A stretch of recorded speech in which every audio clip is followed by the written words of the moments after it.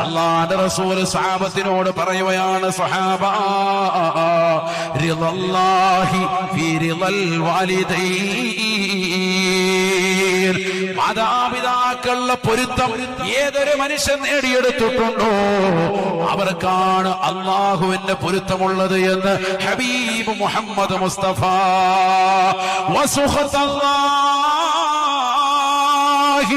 വസുഖത്തല്ലാഹി ഈ സുഖത്തിൽ വാലിദൈൻ, വാപ്പായുടെയും ഉമ്മായുടെയും കോപം ഏതൊരു സഹോദരൻ നേടിയെടുത്തിട്ടുണ്ടോ ഈ ദുനിയാവിലും രക്ഷപ്പെടില്ല, ആഖിറത്തിലും രക്ഷപ്പെടില്ല. പടച്ചറപ്പിന്റെ കോപം അവനിൽ ഉണ്ടാകുമേ എന്ന് ഹബീബ് മുഹമ്മദ് മുസ്തഫ.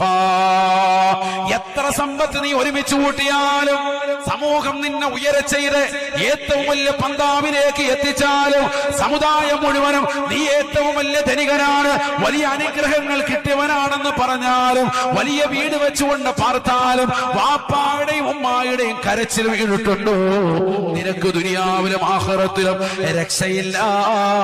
അള്ളാന്റെ പൊരുത്തം അവരിലാണ്, അള്ളാഹുവിന്റെ കോപം അവരെ കോപിടലാണ് എന്ന് ഹബീബ് മുഹമ്മദ് മുസ്തഫ. അള്ളാഹു നമ്മളെ കാക്കുമാറാവട്ടെ.